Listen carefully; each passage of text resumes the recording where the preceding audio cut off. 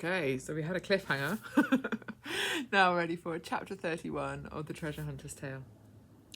Away to me, came a call, and both animals suddenly ran off. Freddie breathed a sigh. Thank you, he said, wiping the sweat from his brow, but he didn't resheath his sword for fear the beasts might return. But as he looked back down the road towards home, he saw someone coming towards him with a shepherd's crook. The shepherd whistled again and called, "Come by!" Suddenly there was a pattering of paws and a sudden flash of black and white, and the two animals ran to the man with the crook. "Good boys," he said, patting them and then straightening himself up. "What are you doing here, Freddie?" he asked. Then Freddie looked properly and saw that it was his dearest friend, the officer. Freddie suddenly thought of the reason he was so far out from the town and immediately felt guilty. The officer looked deeply into his heart. "I know, Freddie," he said firmly, "but to disobey your parents by going this far, and for wanting to hurt those boys because they called you names, and for getting Hope to hide it all from your poor mother?" Freddie began to cry. He knew he had done wrong and was feeling miserable. "I'm sorry," he cried. "I was just so cross with the boys. I wasn't thinking straight." "That's why I had to send my sheepdogs to round you up and bring you back," said the officer. Freddie rubbed his eyes. He looked at the collars of the sheepdogs. One said goodness, the other said mercy. "Surely goodness and mercy will follow you all the days of your life," said the officer kindly. "But they can still frighten you and even bite if they need to keep you on the King's Road." Freddie knelt down and hugged the two dogs, who wagged their tails and licked his nose. "Thank you," he said, looking up at the officer. "Now please come back with me and help me explain to Mother."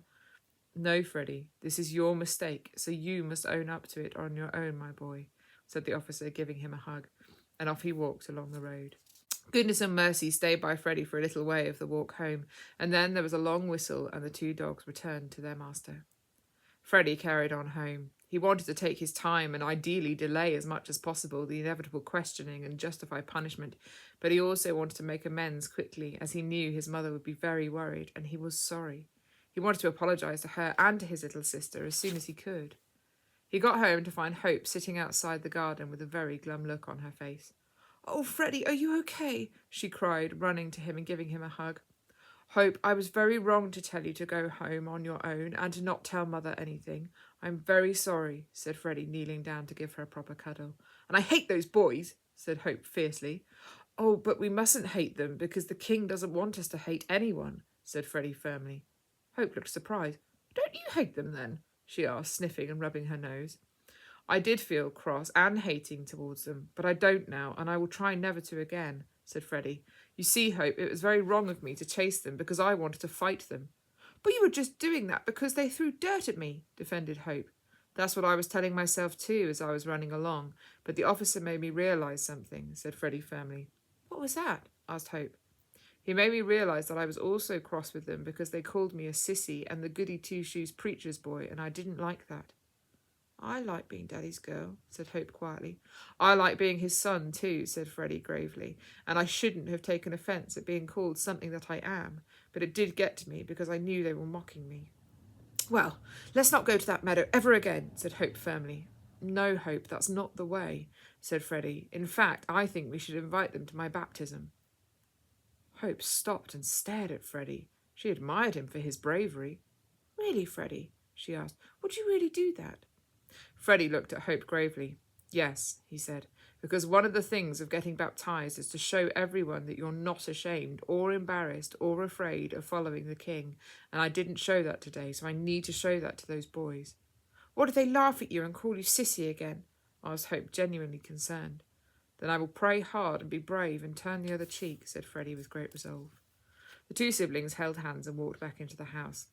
Mrs. Beloved of the King, who had been watching this all from the window, reacted accordingly. She could see how remorseful both children were, and how the scare from the dogs had really punished Freddie enough, so instead of scolding them severely, she gave them a huge hug. That night the family sat down together and talked the whole thing over. Mrs. Beloved of the King said that Hope had been wrong not to come and tell her immediately, and Hope cried and said that she was sorry, and then gave her mother the very crumpled daisy chain. Freddie had to do extra chores for a week, which he did with a will, but he was given time to go and find the boys to invite them to his baptism. As he had told his parents his resolve, and they had greatly respected him for it. It was quite a bitter-tasting pill to swallow, to purposely walk up to those boys and say sorry, and to tell them about his baptism. But the parents of the boys had been working too, as each boy had eventually confessed to their parents what had happened when they had returned breathless and warning of wolves, etc. And so the conversation went surprisingly well, and one of the boys even said sorry too. As Freddie was walking back home, he prayed about the wolves that he was yet to meet, that the kind officer had warned him about. I was so scared of the dogs that I could barely hold my sword, and they were there for my good, he prayed. Oh, Lord, please help me to be braver with the wolves that are yet to come. Just then he heard a clear whistle in the distance and felt comforted. Surely goodness and mercy will follow me all the days of my life, breathed Freddie, and walked back home. When he got to the lane leading to their house, he found that there was a great commotion and that the doctors had arrived. Freddie gulped and ran down the little lane, praying heavily. Oh, King, please help everyone to be all right. Mrs. Beloved of the King had gone into labour early and had been rushed to hospital. Oh no, it's another cliffhanger. Bother.